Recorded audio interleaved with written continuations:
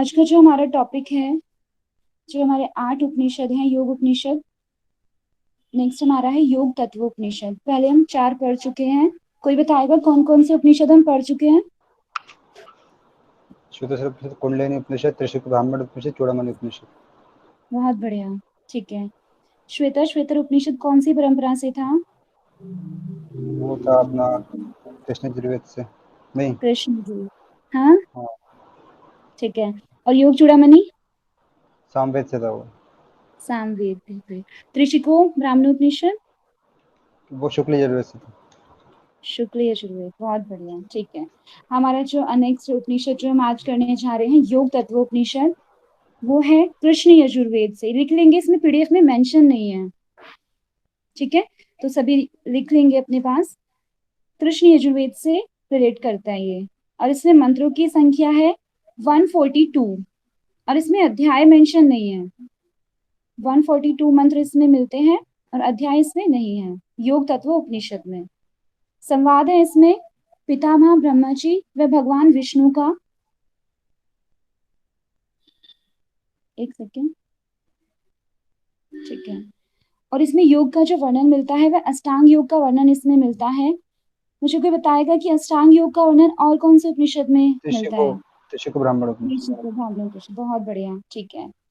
और इसमें योग के अनेक प्रकार बताए व्यवहारिक रूप से, लेकिन जो प्रमुख है वह है मंत्र, लय, हठ, राज। कोई बताएगा कि ये 4 जो सीक्वेंस है ये किस और योगराज जगह उपनिषद। आपको मिलते हैं? हाँ जी।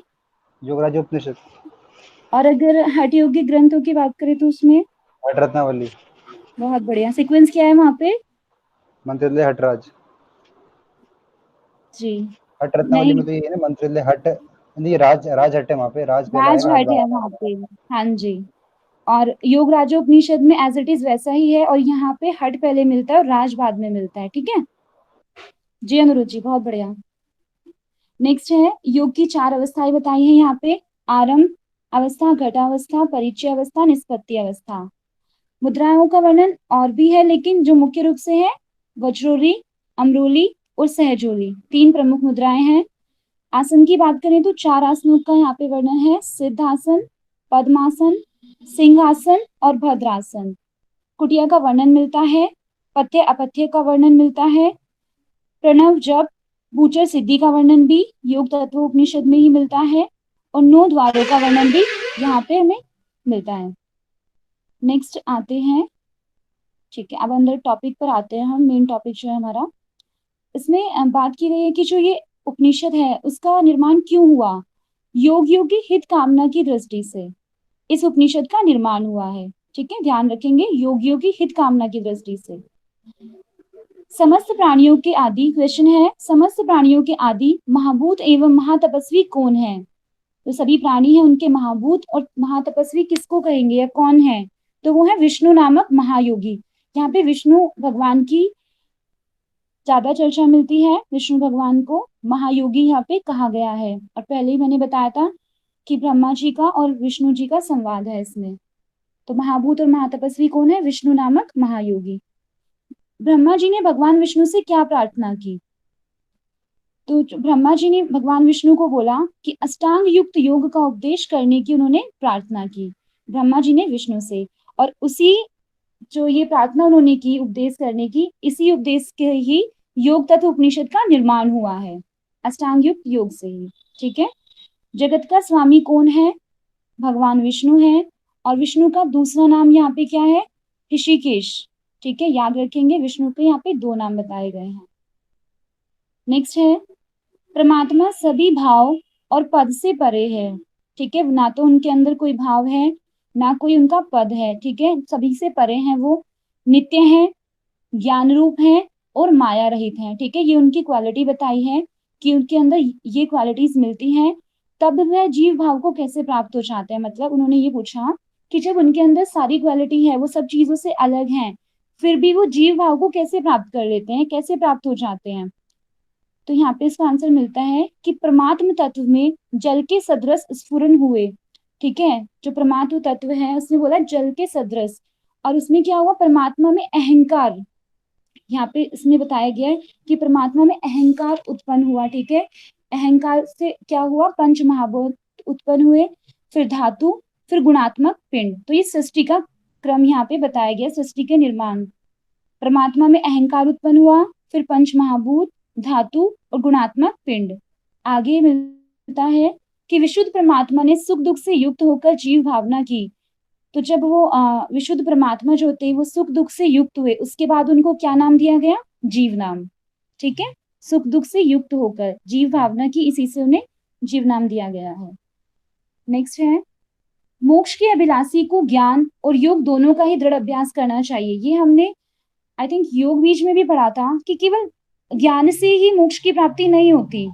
माता पार्वती शिव जी से पूछती है कि ज्ञानियों को क्यों नहीं मिलता जो मोक्ष है। इस तरीके के वहां पे भी प्रश्न आते हैं। तो यहाँ पर भी वही बात है कि जो मोक्ष की प्राप्ति करना चाहते हैं उनको केवल ज्ञान का ही माध्यम, ज्ञान मार्ग को ही नहीं चुनना, ज्ञान और योग दोनों का ही दृढ़ अभ्यास करना चाहिए, तब मोक्ष की प्राप्ति होगी। ध्यान देंगे, एक ही नहीं, दोनों का अभ्यास करना है। ज्ञान के माध्यम से ही ज्ञेय को प्राप्त किया जा सकता है। ठीक है, जिसको हमें जानना है परमात्म तत्व को, या जो भी पुरुष कहते हैं सांख्य में, जिसको भी हमें जानना है, ज्ञेय को ज्ञान के माध्यम से प्राप्त किया जा सकता है। मैंने आपको पहले ही बताया था कि व्यवहार की दृष्टि से योग के भेद अनेक हैं, लेकिन जो प्रमुख है मंत्र, लय, हट और राज। योग की अवस्थाएं 4 है, आरंभ, घट, परिचय, निष्पत्ति। मंत्र योग के बारे में देखेंगे, उसकी क्या विधि है। जो मृतिका आदि से युक्त मंत्र को 12 वर्ष जप करते हैं। ठीक है, ध्यान देंगे, 12 वर्ष जप करने की बात की गई है। और मृतिका यहाँ पे कोई मतलब इसको अलग से मेंशन तो नहीं किया, लेकिन हम अनुमान लगा सकते हैं कि जैसे हमें उसमें बोला गया था, हठ रत्नावली में भी हमने पढ़ा था मंत्र योग में, कि अलग अलग डिफरेंट डिफरेंट बॉडी पार्ट होते हैं, उनके लिए अलग अलग मंत्र होते हैं। तो वैसा हम यहाँ पे ले सकते हैं। यहाँ पे बताया है मत का सहित का मतलब उच्चारण रहित, उच्चारण सहित। जी बिल्कुल वही, कि मतलब इसमें मंत्रों का उच्चारण डिफरेंट डिफरेंट पार्ट्स के लिए इसको बोला गया है। और 12 वर्ष जप करने के लिए बोला है। इससे क्या होगा, 12 वर्ष जप करने से इसका जो लाभ होगा, अणिमा आदि का ज्ञान प्राप्त कर लेता है साधक को। क्या मिलेगा, अणिमा आदि सिद्धियां प्राप्त हो जाएंगी।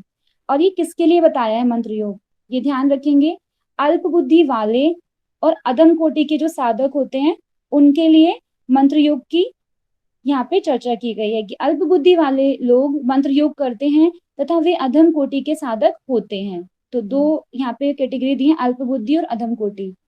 लय योग के बारे में पढ़ते हैं हम। चित्त का लय ही लय योग है। ठीक है, चित्त का तल्लीन हो जाना ही लय योग है। इसमें एक बात और कही गई है उपनिषद में जो यहाँ पे नहीं लिखी, चलते बैठते रुकते शयन करते मतलब सोते हुए, भोजन करते, कला रहित परमात्मा का निरंतर चिंतन ध्यान। मतलब कोई भी स्थिति हो, चाहे हम चल रहे हैं, बैठ रहे हैं, रुक रहे हैं, सो रहे हैं, भोजन कर रहे हैं, सभी में स्थित होकर कला रहित परमात्मा का चिंतन करना है, तो वो लय योग की श्रेणी में है। और लय करोड़ों तरह के होते हैं, ध्यान रखेंगे, चलते फिरते सोते खाते सभी समय लय का बताया गया, लय योग के बारे में। अब नेक्स्ट है अष्टांग योग। तो यहाँ पे जैसे कि बात हुई थी, 4 प्रकार के योग का वर्णन मिलता है, 4 प्रकार के हैं इसमें। मंत्र की बात की हमने, लय की बात की। नेक्स्ट था हमारा हठ। तो जो अष्टांग योग का वर्णन मिलता है वो हठ के अंदर मिलता है, और उसके बारे में कहा गया है यम नियम आसन, प्राणायाम, प्रत्याहार, धारणा, और जो भुक्रुटी के मध्य श्री हरि का ध्यान करने को बोला है। अगर हम ध्यान की बात करते हैं तो भुक्रुटी के मध्य श्री हरि का ध्यान, और उसी में समाधिस्थ मतलब साम्य अवस्था में फिर इसको क्या कहते हैं, अष्टांग योग। मतलब समाधि की जो साम्य अवस्था होगी, इन सब के बारे में बताया, 8 अंगों के बारे में, उसी को अष्टांग योग कहा गया है। और यम का यहाँ पे अलग से कोई वर्णन नहीं मिलता, बस ये कहा गया है कि जो यमों में प्रमुख है वो मिताहार प्रमुख है। नियम में क्या प्रमुख है, अहिंसा। आसन 4 बताए गए हैं, सिद्ध, पद, सिंह और भद्रासन। प्राणायाम में कोई अलग कोई खास चर्चा नहीं मिलती किसी और भेद की, सिर्फ नाड़ी शुद्धि की यहाँ पे बात हुई है। प्रत्याहार हम आगे पढ़ेंगे, धारणा भी हम आगे देखेंगे।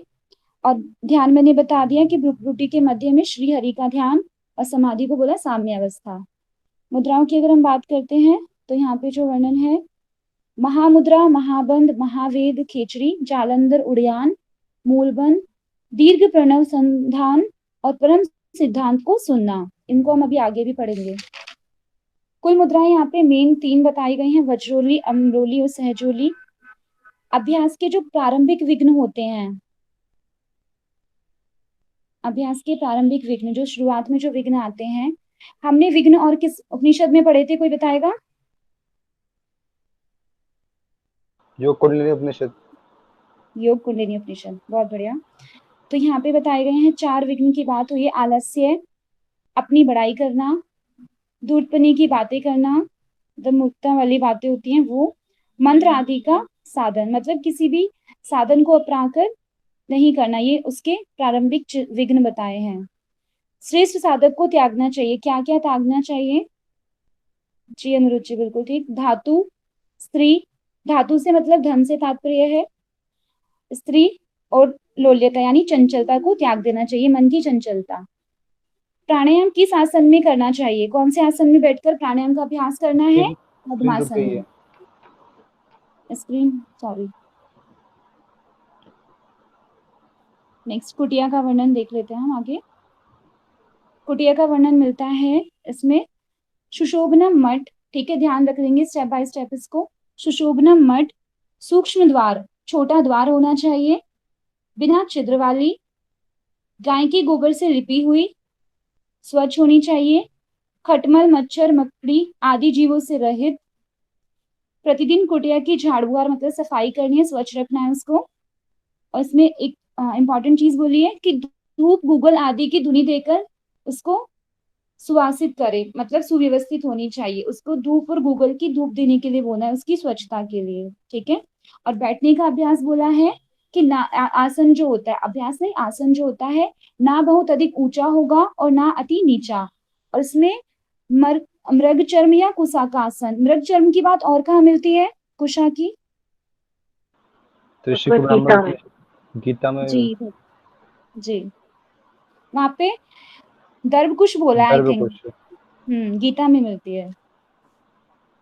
नाड़ी शुद्धि की विधि बताई है आगे, और उसका जो रेशियो बताया है 16, 64, 32। ये रेशियो कहाँ पे हमें मिलता है? कौन से कोटि के साधक का रेशियो है ये? गिरण संहिता के अनुसार बताएंगे। ये उत्तम, ये लास्ट वाला है, ये सेकंड वाला जी, होगा, ये उत्तम वाला है, उत्तम 16, वाला। 64, 32। तो नाड़ी शुद्धि की विधि के बारे में बताया गया है यहाँ पे। शरीर को सीधा करें, और किसमें बैठना है? मैंने पहले बताया था कि प्राणायाम किस आसन में करना चाहिए? पद्मासन में। पद्मासन में। पद्मासन में। ठीक है, हाँ जी, बहुत बढ़िया। हाथ जोड़कर इष्ट देवता को प्रणाम करें। स्टेप बाय स्टेप इसको याद रखेंगे। पहले पद्मासन में बैठना है, फिर हाथ जोड़कर अपने इष्ट देव को प्रणाम करना है, फिर दाएं हाथ के अंगूठे से यानी राइट हैंड के अंगूठे से पिंगला यानी राइट नोस्ट्रिल को बंद कर लेना है, और बाई मतलब अनुलोम विलोम जैसे करते हैं वैसे ही बात की गई है। राइट को बंद कर लो, लेफ्ट से 16 मात्रा में इनहेल, 64 मात्रा कुंभक और 32 मात्रा में एक्सेल कर देना है। तो ये अच्छा, इसका ये मात्रा के सेकंड होते हैं, कितनी देर होल्ड करना अभी है? बताया जाएगा इसमें आगे मात्रा के बारे में कि मात्रा क्या है, ठीक है। तो उसमें इसमें बोला है कि एक मात्रा कितनी होती है, जानू यानी जो घुटना होता है ना, घुटने को घुमाकर एक चुटकी बजाना, उसको एक मात्रा बोला गया है। समझे नीरज जी? कि जो घुटना होता है उस पे हाथ को घुमाना है और फिर चुटकी बजाना, उसको एक मात्रा में काउंट किया जाएगा। और ऐसी 16 मात्रा में इनहेल करना है, 64 मात्रा में कुंभक और 32 मात्रा में एक्सेल। ठीक है नीरज जी? जी मैं कर रहा हूँ, साथ साथ में करके देख रहा हूँ मैं कैसे करते हैं। ठीक है। आप तो आज ही सिद्ध कर लोगे नाड़ी शुद्धि। ठीक है। इसमें आगे बोला गया है अभ्यास का समय 4 बार करना है, प्रातः, मध्याह्न, साय और अर्धरात्रि। और 80 बार करने को उसको बोला है, तो 20-20 बार इसको कर लेंगे क्योंकि 4 बार इसको दिया गया है। और 3 माह में, ठीक है, नाड़ी शोधन मतलब इसका सिद्ध होने की जो टाइम दिया है वो 3 माह दिया है, 3 माह तक इसको करना है कंटिन्यू। नाड़ी शुद्धि के लक्षण क्या होंगे? जो हम इसका अभ्यास करेंगे, इसकी साधना करेंगे, तो उसके बाद इसके लक्षण क्या आएंगे? वो है शरीर में हल्कापन आएगा, जठराग्नि तीव्र होगी, कृष्णता यानी पतलापन आ जाएगा। आगे बढ़ते हैं। इसमें अपत्य आहारों की भी चर्चा मिलती है। क्या नहीं लेना, ठीक है।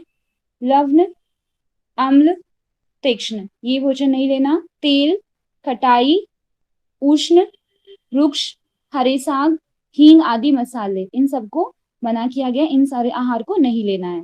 त्याज्य कर्म, कैसे कर्म त्याग देने योग्य हैं? आग से तपना, स्त्री प्रसंग, अधिक चलना, प्रातःकाल का स्नान, उपवास और शरीर को पीड़ा पहुंचाने वाले कर्म। तो यहाँ पे ये 4 तरीके की चीजें बताई हैं, सीक्वेंस में वैसे 6 हैं, तो इनको याद रखेंगे कि कौन से कर्म त्याग देने योग्य हैं। और आरंभ में जो प्रारंभ करते हैं अभ्यास का, वहां पे क्या सेवन करना श्रेष्ठ है? दूध घी का भोजन सर्वश्रेष्ठ बताया गया है, ध्यान रखेंगे। शुरुआत में ये दूध घी का भोजन सर्वश्रेष्ठ है। और पथ्य आहार जो खाने चाहिए, गेहूं यानी गोधूम जो होता है, मूंग और चावल। ऐसे आहार के सेवन से यथेष्ट वायु धारण करने की क्षमता आ जाती है। मतलब ऐसे आहार करेंगे तो प्राणायाम में क्या है कि उसको प्राणायाम के लिए वो लाभकारी, मतलब वो सपोर्ट करेंगे ये। अगर हम इसके अपोजिट आहार लेंगे तो हमारे साधना में बाधक होगा। केवल कुंभक की बात यहाँ पे मिलती है कि पूरक रेचक के बिना सिर्फ कुंभक की स्थिति, ठीक है ना, जहाँ इनहेल होता ना जहाँ एक्सेल होता, तो स्वतः ही जो क्रिया होने लगती है वो क्या होता है? केवल कुंभक, जहाँ पे कोई एफर्ट नहीं होता, ना इनहेल ना एक्सेल। और इसका फल क्या होता है केवल कुंभक का? तीनों लोक में कुछ भी दुर्लभ नहीं रहता, ठीक है। वह जो साधक है उसके लिए तीनों लोक में कुछ भी दुर्लभ नहीं रहेगा, जो केवल कुंभक को सिद्ध कर लेगा। अधम के लिए पसीना, ये आप सभी जानते हैं, पढ़ते आ रहे हैं हम पहले से इसको। मध्यम कंपन। और उत्तम के लिए थोड़ा अलग बताया इन्होंने, यहाँ पे कंपैरिजन किया है मेंढक से कि मेंढक की तरह चेष्टा होती है, योगी का शरीर जमीन से ऊपर उठता है। तो ध्यान देंगे कि उत्तम कोटि के साधक को कंपेयर मेंढक की तरह किया गया है, ठीक है, कि उसके अंदर वैसी चेष्टा होती है, क्योंकि मेंढक जंप करता है ना, जमीन से ऊपर उछलता है, तो वैसे यहाँ पे जमीन से ऊपर उठने की बात की गई है। आगे बढ़ते हैं। उत्तम कोटि का साधक कैसा होगा, ठीक है।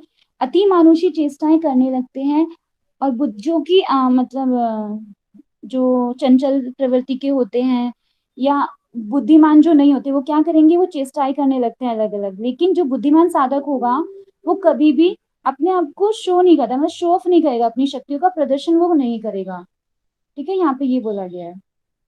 लाभ, उससे क्या लाभ होगा? जो यहाँ पे अभी हमें बताया था कि जो प्राणायाम की बात हुई है, नाड़ी शोधन की, और आहार की बात हुई है, तो उन सबसे क्या लाभ होगा? कम मलमूत्र, कम निद्रा, कीचड़, नाक, थूक, पसीना, मुख की दुर्गंध आदि योगी को नहीं होता। मलमूत्र की कमी आ जाएगी, ठीक है। जो भी हमारे बाधक तत्व होते हैं शरीर के लिए, जो भी अशुद्धियां होती हैं, वो दूर हो जाएंगी। आगे है, अभ्यास में वृद्धि होने से भूचर सिद्धि प्राप्त होती है। जब ये अभ्यास और दृढ़ हो जाएगा और हायर स्टेज पे होगा अपनी, तो उससे क्या होगा? भूचर सिद्धि। ध्यान देंगे, भूचर सिद्धि योग तत्वोपनिषद में इसका वर्णन आता है। क्या होता है इससे? समस्त भूचरों पर विजय। समस्त भूचर क्या होते हैं? जो भूमि पर जो चलने वाले होते हैं, भूमि पर चरने वाले, उनमें क्या हो जाती है? विजय प्राप्त हो जाती है। जैसे व्याघ्र, सरभ, हाथी, गव्य, नीलगाय, सिंह आदि। अगर योगी उनको हाथ भी लगाता है ना, तो मृत्यु को प्राप्त हो जाते हैं। मतलब इतनी शक्ति प्राप्त हो जाती है, जैसे कहते हैं ना भस्म करने की, कि जिसको भी हाथ लगाए वो मृत्यु को प्राप्त हो जाएगा। तो इसको भूचर सिद्धि कहते हैं, ठीक है। आगे बढ़ते हैं। योगी का स्वरूप कामदेव के सदृश सुंदर हो जाएगा। सदृश मतलब उसके जैसा दिखने लगेगा। वीर्य को धारण करने से योगी के शरीर से सुगंध आने लगती है, योगी के शरीर से सुगंध आने लगेगी। अब आगे ओमकार की बात करते हैं। यहाँ पे ओमकार के जप का वर्णन मिलता है। कैसे करना है? एकांत स्थल पर बैठकर, ठीक है, एकांत स्थान होना चाहिए। प्लूत मात्रा से युक्त प्रणव का जप करना चाहिए। प्लूत मात्रा यहाँ पे लिया गया है अकार उकार मकार, जो तीनों मात्रा है ना ओमकार की, उसको इंक्लूड इसमें किया जाना चाहिए। तो प्लूत मात्रा से याद रखेंगे आ उ में, तीनों इसमें होंगे, तो उससे जो मात्रा से युक्त जो प्रणव का जप करना है। आगे इसका लाभ है, क्या होगा उसे करने से? पूर्व जन्म के पापों का विनाश होता है, विघ्न बाधाओं एवं दोषों का हरण, विघ्न दूर होते हैं, बाधाएं दूर होती हैं, और जो दोष होते हैं वो क्षीण होते हैं, उनका हरण होता है।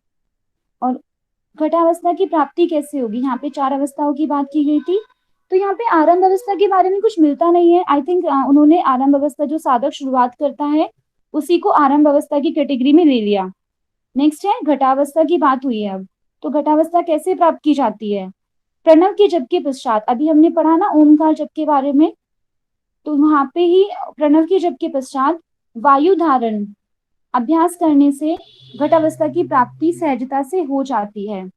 यहाँ पे जब से बोला है और एक प्रत्याहार से भी बोला है कि प्रत्याहार का अभ्यास हम आगे पढ़ेंगे। इन सबका जब अभ्यास करते हैं तो उससे घटावस्था की सहजता से प्राप्ति हो जाती है। आगे घटावस्था में क्या होता है? इस अभ्यास में या तो प्राण अपान की एकता, मन और बुद्धि का एक हो जाना, जीव तथा परमात्मा में जो निर्विरोध एकता स्थापित होती है उसे घटावस्था कहते हैं। ठीक है, प्राण अपान एक, मन बुद्धि का एक हो जाना, जीव तथा परमात्मा में एकता स्थापित हो जाती है, उसे घटावस्था कहते हैं। वो तो आपको समझ में आ गया होगा। आगे बढ़ते हैं प्रत्याहार के लिए। प्रत्याहार में क्या होता है? सामान्य अभ्यास दिन रात्रि में 4 बार। अभी मैंने आपको पहले बताया था कि जो प्राणायाम का अभ्यास है वो 4 बार करना है, लेकिन यहाँ पे बताया है कि अब साधक सिर्फ एक पहर, क्योंकि वो प्राणायाम से क्या होगा, प्राणायाम के बाद प्रत्याहार आता है, तो प्राणायाम में वो 4 बार अभ्यास कर रहा था। फिर उसके बाद अब क्या हुआ कि अभ्यास में वो और ज्यादा उसको मतलब सिद्ध हो गया अभ्यास, तो अब उसको ज्यादा जरूरत नहीं है 4 बार करने की। अब एक पहर ही अभ्यास करना चाहिए, अब 4 बार करने के लिए नहीं बोला। दिन में एक बार ही केवल कुंभक करें एवं कुंभक में स्थिर होकर इंद्रियों को उनके विषयों से खींचकर लाएं, यही प्रत्याहार होता है। प्रत्याहार को हमने पहले भी पढ़ा है कि जो इंद्रियां हैं अपने विषयों से यानी अपने आहार से जब प्रति हो जाती हैं तो उसको प्रत्याहार कहते हैं, और इसको एक बार करने के लिए बोला है। इंद्रियों के विषयों को आत्मभावना से ही स्वीकार करें। जो इंद्रियां हैं अपने विषय को ना उसमें लिप्त नहीं होना, उसको आत्मभाव से साक्षी भाव से उसको स्वीकार करें, उनमें लिप्त ना हो, विषयों की तरफ ना जाएं, तो ये प्रत्याहार है। आगे बढ़ते हैं। ज्ञानेंद्रियों की समस्त विषयों को योगी अपनी अंतरात्मा में धारण करे तथा प्रतिदिन एक पहर इसका आलस्य त्याग कर अभ्यास करे। तो यहाँ पे उसी का बोला है कि जो ज्ञान इंद्रियां होती हैं उनके समस्त विषयों को अंतरात्मा में धारण करना है, जो ज्ञान कराने वाली इंद्रियां होती हैं, और प्रतिदिन एक पहर अभ्यास करना है और आलस्य को त्याग देना है, और अभ्यास डेली उसको एक पहर करना है। प्रत्याहार का फल क्या होता है ये सभी ध्यान से सुन लेंगे। उसका फल कुछ अलग भी चीजें बताई गई हैं यहाँ पे। योगी की चित्त शक्ति बढ़ जाती है, ठीक है, यानी उसकी जब इंद्रियां अपने विषयों से संपर्क नहीं करेंगी तो उसका चित्र एकाग्र होगा, चित्त एकाग्र होगा तो चित्त की शक्ति बढ़ जाएगी। दूर श्रवण, दूर से जो भी चीजें बोल रहे हैं वो भी सुनाई देंगी। दूरदर्शन, दूर से हम कुछ भी दूर दराज की चीजों को भी देख सकते हैं। क्षण भर में सुदूर क्षेत्र से आ जाना, और मतलब कितने भी दूर क्षेत्र में वहां से हम आ जाएंगे, जो सिद्ध कर लेगा इसको वो वहां से जल्दी ही आ जाएगा, ठीक है। वाणी की सिद्धि, जब वाणी की सिद्धि हो सकती है कि जो भी वो कहे वही सत्य हो जाए, वही बात घटित हो जाए, जो भी वो अपने मुख से, जैसे कहते हैं ना सत्य की सिद्धि होती है, तो वो जो वो कहते हैं वही घटित हो जाता है। जब चाहे जैसा रूप ग्रहण कर लेना, अदृश्य हो जाना, मलमूत्र के स्पर्श से लोहे का स्वर्ण में परिवर्तित हो जाना। ध्यान रखेंगे, मलमूत्र के स्पर्श से लोहा भी क्या हो जाएगा, स्वर्ण में परिवर्तित हो जाएगा। ऐसी उसकी शक्तियां हो जाती हैं, ऐसी उसकी सिद्धियां हो जाती हैं। आकाश गमन की सिद्धि, और आगे है योगी को अपनी सिद्धियों का प्रदर्शन नहीं करना चाहिए। श्रेष्ठ योगी जन समुदाय के समक्ष अज्ञानी मूर्ख एवं बधिर की भांति बनकर रहना, मतलब कि जिसने सिद्धि को प्राप्त कर लिया है ना उसको ये नहीं दिखाना कि मैं ज्ञानी हूं, मैं समझदार हूं, या उसको उसके अपोजिट बन के रहना है, अज्ञानी मूर्ख और बधिर की भांति सामान्य लोगों के सामने। अगर वो अपने आप को दिखाएगा तो उसकी सिद्धियां क्या होंगी, प्रकाशित होंगी, और सिद्धियां जब प्रकाशित होती हैं तो वो क्या होती है, उनकी हानि हो जाती है। आगे बढ़ेंगे। अभी हमने घटावस्था पढ़ी, अब हम परिचय अवस्था के बारे में पढ़ते हैं कि कुंडलिनी जागरण से परिचय अवस्था कैसे प्राप्त होती है।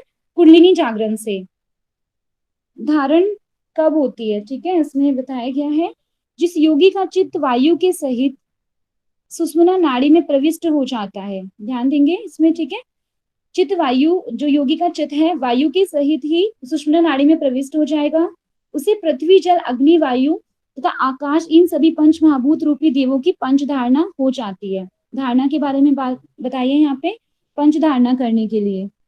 आगे हम इनके बारे में पढ़ लेते हैं अच्छे से। पंचधारणा क्या होती है, उनके बारे में, कलर कौन सा है, देवता कौन से हैं, कितनी देर उसको करना चाहिए। तो सभी कोई बताएगा पंचधारणा क्या क्या होती है, नाम बताइए। पृथ्वी जल अग्नि वायु आकाश पंच महाभूत ही हमारे पंचधारणा होती है। जी बहुत बढ़िया। अब इनका स्थान देख लेंगे। पृथ्वी तत्व है, उसका स्थान कहाँ है, पैरों से जानु यानी घुटने तक। जल, जानु से गुदा। अग्नि, गुदा से हृदय, ध्यान रखेंगे ठीक है, मुस्लिम नाभि में पढ़ते हैं लेकिन यहाँ पे गुदा से हृदय। वायु, हृदय से भ्रूमध्य, और आकाश भ्रूमध्य से मूर्धा स्थान। कलर इनका, पृथ्वी का कलर है पीत पीला, जल का शुक्ल होता है सफेद, अग्नि का लाल, वायु का कृष्ण, और आकाश का धूम्र। ध्यान रखेंगे आकाश का हम नीला मोस्टली पढ़ते आए हैं, यहाँ पे आकाश का दिया है धूम्र, ठीक है, योग तत्वोपनिषद में। और वायु का दिया है कृष्ण। इनका बीज मंत्र आप सभी को आता है, पृथ्वी कहीं का कहीं ओम। जो हमारा वायु का धूम्र है। जी, पृथ्वी लम, जल वम, अग्नि रम, वायु यम, हम तो इसको पढ़ सकते हैं लव यह है, ठीक है, लवर यह है। तो शॉर्ट ट्रिक्स हम इसकी बना सकते हैं। अब पृथ्वी के जो देवता हैं, चतुर्मुख ब्रह्मा। जल के हैं चतुर्भुज नारायण। अग्नि के हैं त्रिनेत्रधारी रुद्र। वायु के हैं विश्वोत्मुख ईश्वर। और आकाश के हैं सदाशिव। ध्यान रखेंगे, अब एक बार इसको दोहरा लेंगे। पृथ्वी के चतुर्मुख ब्रह्मा, चार मुख वाले ब्रह्मा। जल, नारायण यानी विष्णु जी जल में वास करते हैं तो नारायण से याद रखेंगे, चतुर्भुज नारायण। अग्नि, क्योंकि अग्नि का रूप बहुत ही अगर वो अपना रूप दिखाते तो बहुत ही रुद्र होता है, रुद्र उससे रह सकते हैं, रुद्र में मतलब गुस्सा आता है भगवान शिव को। तो त्रिकोणा अग्नि को बोलते हैं ना, त्रिकोणा कृति वाली, तो त्रिनेत्रधारी रुद्र। वायु, ईश्वर, वायु से विश्वोत्मुख, तो ध्यान कर लेंगे, वी से वायु, वी से विश्वोत्मुख ईश्वर। आकाश यानी सदाशिव। इसका ध्यान कितनी देर करना है, 5-5 कटी इसको बोला गया है, ठीक है। आगे इसके जो कैसे बताया, चार कोने हैं पृथ्वी के। जल के अर्धचंद्र बोला गया है, अग्नि को 3 कोने वाली, वायु को 6 कोने वाले, और आकाश व्योम और वृत्त। अब इसका फल है, किस पे हम ध्यान करेंगे, धारणा करेंगे तो उसका फल क्या होगा। पृथ्वी तत्व की धारणा का फल होता है पृथ्वी पर विजय प्राप्त, जल पे सभी पापों से छुटकारा, और जल तत्व पर विजय। ध्यान रखेंगे, जल से दिया है सभी पापों से छुटकारा, अग्नि से अग्नि तत्व पर विजय, वायु से आकाश में गमन करने वाला, और वायु तत्व पर विजय। आकाश से क्या होता है, अत्यंत सुख की प्राप्ति, ठीक है, सभी पापों का नाश करता है, छुटकारा देता है जल तत्व, और अत्यंत सुख देता है आकाश। पंच महाभूतों के देवों की विशेषताएं, पृथ्वी से क्या होता है, उनके देवों की विशेषताएं बताइए कि वो कैसे होते हैं। पृथ्वी का मैंने बताया था कि चतुर्मुख ब्रह्मा, वो होते हैं 4 भुजाओं वाले। जल, चतुर्भुज मुकुट धारण किए हुए, कैसे होते हैं, पवित्र स्फटिक की तरह, पीले वस्त्रों से आच्छादित, और उनको श्री नारायण कहते हैं, ठीक है। 4 उनकी क्वालिटीज बताई हैं। मुकुट धारण किए रहते हैं, स्फटिक यानी जो मणि होती है जो बिल्कुल क्रिस्टल क्लियर होती है उसकी तरह, पीले वस्त्रों से आच्छादित होते हैं, और श्री नारायण उनको बोला गया है। अग्नि, 3 नेत्रों से युक्त, वर प्रदान करने वाले, तरुण आदित्य की तरह, अंगों में भस्म धारण किए हुए, और भगवान रुद्र को कहा जाता है अग्नि, ठीक है। अग्नि को उन्होंने जीता है, जिस धारणा को जीतते हुए उनके हिसाब से उनके ईश्वर के नाम दिए जाते हैं। वायु, विश्वोत्तमुख सर्वत्र ईश्वर, उनका कोई ज्यादा इसमें वर्णन नहीं है। अब है आकाश, सदाशिव के बारे में बोला गया है। महादेव बिंदु रूप हैं, पवित्र स्फटिक की तरह। स्फटिक 2 में आया, कौन कौन से में आया है बताएंगे। स्फटिक 2 धारणा में आया है, एक तो आकाश में और एक जल में। जल में, बहुत बढ़िया। ध्यान से फिर से देख लेंगे सभी। जल में बताया था चतुर्भुज मुकुट वाले, पवित्र स्फटिक की तरह, पीले वस्त्रों से, और श्री नारायण। और सेम बोला है आकाश में भी, पवित्र स्फटिक की तरह, बाल रूप चंद्रमा को मस्तक में धारण किए हुए हैं, ठीक है। आगे बढ़ते हैं। 5 मुखों से युक्त हैं, सौम्य, 10 भुजा वाले, 3 नेत्र हैं, सभी प्रकार के शस्त्रों को धारण किए हुए, आभूषणों से विभूषित, पार्वती जी से सुशोभित अर्धांग वाले, वर प्रदान करने वाले, और कारणों के भी जो कारण रूप है, ये सभी ईश्वर की यहाँ पे विशेषताएं दी गई हैं। इनको एक बार आप पढ़ लेना, क्योंकि इसमें से शायद पहले क्वेश्चन आया हुआ था, तो इसलिए राहुल जी ने ये एक्सप्लेन किया था यहाँ पे। पंचधारणा का फल क्या होता है?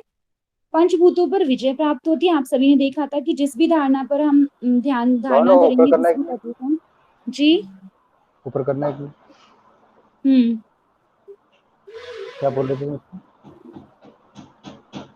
बताओ। कुछ बोल रहे थे क्या? इसमें क्या पढ़ना, क्या बोल रहे थे? इसमें ये ईश्वर की जो यहाँ पे विशेषताएं बताई गई है, अभी जो मैंने पढ़ाई थी, ये ईश्वर की अच्छा। विशेषताएं है ना, देवों की विशेषताएं, हम्म। इनको। ठीक। चलिए आगे देखते हैं। पंचधारणा का फल, पंचभूतों पर विजय, क्योंकि जिस भी धारणा का अभ्यास करेंगे उसी पर, अगर आकाश का ध्यान करते हैं, धारणा करते हैं, तो उस पर विजय प्राप्त करते हैं। तो वैसे यहाँ पे पंचधारणा का फल क्या होगा? पंचभूतों पर विजय। योगी का शरीर अत्यंत दृढ़ हो जाएगा, मृत्यु का भय समाप्त हो जाएगा। इसके 3 फल बताए गए हैं। ध्यान, 2 प्रकार के यहाँ पे ध्यान का वर्णन है, सगुण और निर्गुण। ठीक है, ध्यान देंगे, 2 प्रकार के ध्यान बताए गए हैं यहाँ पे, सगुण निर्गुण। समय क्या है? 6 घटी ध्यान का समय बताया है, 6 घटी। और 5 घटी किसका समय बताया है? अभी आपने पढ़ा था। धारणा का। वेरी गुड, धारणा का, जी। और 6 घटी बताया है ध्यान का, जो कि 2 आवर 24 मिनट। ठीक है, अभी आगे है, 6 घटी तक वायु को रोककर आकाश तत्व में इष्ट सिद्धिदाता देवों को निरंतर ध्यान करना चाहिए। 6 घटी वायु को रोककर, किसमें, कौन से तत्व में? आकाश तत्व में इष्ट सिद्धिदाता देवों को निरंतर ध्यान करना है। और सगुण ध्यान का फल क्या होता है? अणिमा आदि सिद्धियों की प्राप्ति होती है। और निर्गुण ध्यान का फल होता है समाधि की स्थिति प्राप्त होती है। ध्यान देंगे, सगुण से अणिमा आदि सिद्धियां, निर्गुण से समाधि। सगुण से समाधि नहीं प्राप्त होगी। साधक मात्र 12 दिनों में ही समाधि की सिद्धावस्था को, अगर इसका अभ्यास विधि पूर्वक किया जाएगा, तो 12 दिनों में ही समाधि की सिद्धावस्था को प्राप्त कर लेगा। वह योगी समाधि सिद्ध करके अपने जीवन से मुक्ति प्राप्त कर लेता है। जीवन मुक्त अवस्था यहाँ पे बोली है। अगर योगी समाधि सिद्ध करता है तो उसे जीवन मुक्त, और जीवन मुक्त अवस्था की अगर हम बात करते हैं, तो लोक संग्रह का एग्जाम्पल आता है गीता में। तो श्री कृष्ण जी ने कहा था, जो जनक आदि हैं, जो कि जीवन मुक्त अवस्था है, तब भी वो कर्म को कर रहे हैं, लोग मतलब लोग के लिए, या जन जो बाकी लोग हैं उनके लिए, जबकि वो जीवन मुक्त है, उनको कर्म करने की आवश्यकता नहीं है। तो वैसा यहाँ पे बोला गया है कि जीवन मुक्त अवस्था, समाधि में जीवात्मा एवं परमात्मा की समान अवस्था हो जाती है, मतलब इन दोनों का एकाकार हो जाएगा, तो वो समान अवस्था प्राप्त हो जाएगी। आगे बोला है, साधक इच्छा अनुसार अपने शरीर का त्याग करने में समर्थ हो जाता है। जब वो चाहे तब वो अपने शरीर को त्याग सकता है। वह योगी चाहे तो जन्म बंधन से मुक्त हो जाए, जो चाहे सब शरीर प्राप्त करे, अणिमा आदि सिद्धियों से युक्त, जब चाहे स्वर्ग में निवास करे। ठीक है, मतलब सृष्टि का संहार करने वाले उसके गुण आ जाते हैं। वो जब चाहे, वो जैसा चाहे वो कर सकता है, ऐसे उसके अंदर सिद्धियां आ जाती हैं। स्वेच्छा से मनुष्य अथवा यक्ष का रूप भी क्षण भर में धारण कर सकता है। सिंह, हाथी, घोड़ा आदि जो रूप चाहे वो क्षण भर में धारण कर सकता है। ठीक है, आगे बढ़ते हैं मुद्राओं के बारे में। तो यहाँ पे जो महाबंध है, उसकी जो विधि मिलती है वो जानु शीर्षासन की तरह है। जैसे जानु शीर्षासन किया जाता है, महामुद्रा जिसको बोलते हैं, वो यहाँ पे महाबंध बताया गया है। और महावीर, खिचड़ी, जालंधर, उड़ियान, ये सब एज इट इज वैसे ही है जैसे हम पढ़ते आए हैं, इसलिए यहाँ पे इनको डिफाइन नहीं किया गया। जो अलग है वो बता दिया है। हाँ, मूल बंध को यहाँ पे योनि बंध कहा गया है, ध्यान रखेंगे। योग तत्व उपनिषद में योनि बंध कहा गया है मूल बंध को, जिसमें क्या होता है, प्राणापान एक हो जाता है, नाद बिंदु की एकता। विपरीत करनी मुद्रा, उसके लाभ देख लेंगे।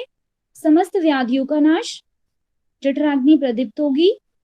और कितने मास में क्या हो जाएगा, इसको सिद्धि प्राप्त हो जाती है? 6 मास में ही वलित पलित रोग दूर, झुर्रियां तथा सफेद बाल, कंपन, ये सब दूर हो जाते हैं। ठीक है, 1 प्रहर 3 आवर विपरीत करने का अभ्यास करने से योगी काल को भी अपने वश में कर लेता है। ठीक है, जो वलित पलित ये आदि रोग दूर करने, वो 6 मास में।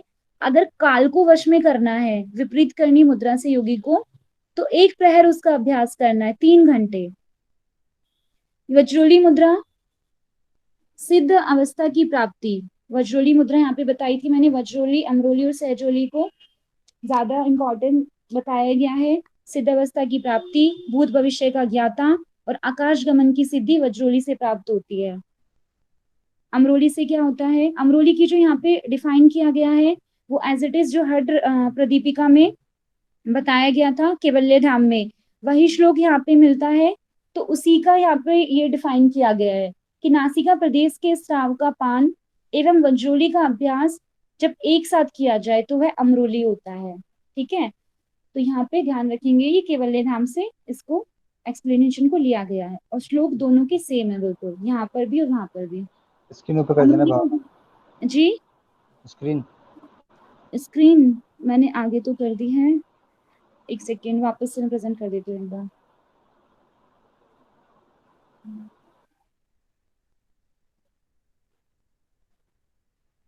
ठीक है नीरज, हाँ ठीक।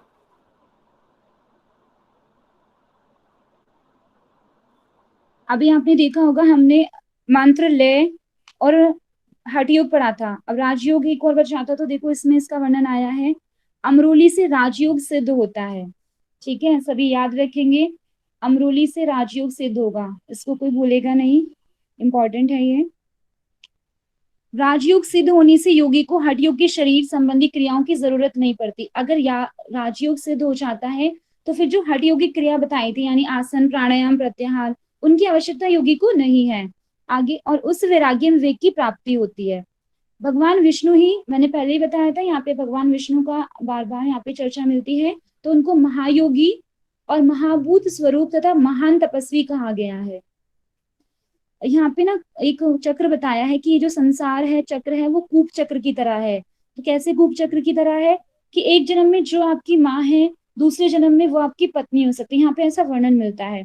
जो पत्नी है वो माँ हो सकती है, जो एक जन्म में पिता है वो दूसरे जन्म में पुत्र हो सकता है, जो पुत्र है वह पिता हो सकता है। तो ये संसार है एक कूप चक्र की तरह है, तो इसको ध्यान रखेंगे। यहाँ पे एक जन्म से दूसरे जन्म का कंपेयर किया गया है कि जो पहले आपका रिश्ता है वो दूसरा अपोजिट उसके हो सकता है। प्रणव, प्रणव में तीन अक्षर होते हैं, तीन अक्षरों में सब कुछ विद्यमान है। तीन लोक होते हैं, तीन वेद, तीन संध्याएं, तीन स्वर, तीन अग्नि और तीन गुण, ये सभी प्रणव में विद्यमान है। हृदय संस्थान का कमल पुष्प, जो हृदय अनाहत हमारा जो चक्र है, जो हृदय वाला स्थान है, वहां पे जो कमल है, देखो हमारे जो चक्र हम पढ़ते हैं तो उसमें हर एक चक्र का एक अलग अपने पेटल्स होते हैं, कमल वहां पे होता है। तो यहाँ पे जो कमल है पुष्प का, वो क्या है, उसका मुख नीचे की ओर बताया है, और जो उसकी नाल है वो ऊपर की ओर। ध्यान रखेंगे हृदय संस्थान वाला जो है वो कमल है, उसका मुख नीचे है और नाल ऊपर है, नीचे बिंदु है और उसी के मध्य में मन प्रतिष्ठित है। और वहीं पर बोला है कि नीचे वहां बिंदु है और उसी के मध्य में मन को प्रतिष्ठित बताया गया है। ठीक है, आकार में रेचित किया हुआ हृदय कमल है। आकार मात्रा की अगर बात करेंगे तो वहां पे हृदय कमल को बताया गया है।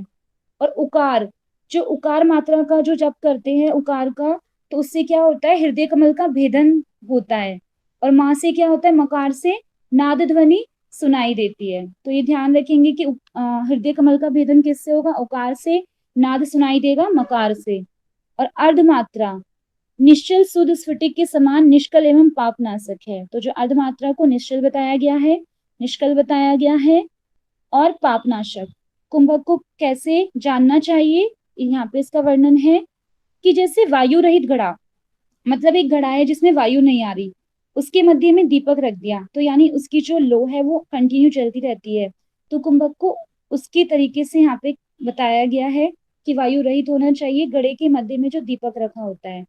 और क्या होता है कि 9 द्वारों के अवरुद्ध होने से सुनसान एवं निरुपद्रव स्थान में आत्म तत्व ही मात्र शेष रहता है। कैसे कि जब प्राणायाम का अभ्यास करते हैं तो जो 9 द्वार होते हैं वो अवरुद्ध हो जाते हैं। ठीक है, और उनके अवरुद्ध होने से क्या हो जाएगा कि जो केवल वहां पे आत्म तत्व शेष रह जाएगा।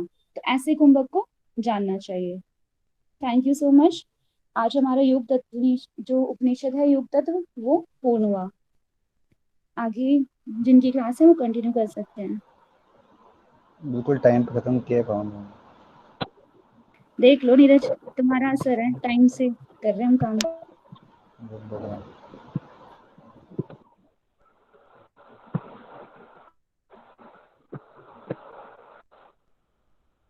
सुरेंद्र योगी जी, चंद्रकला। आर्ट्स में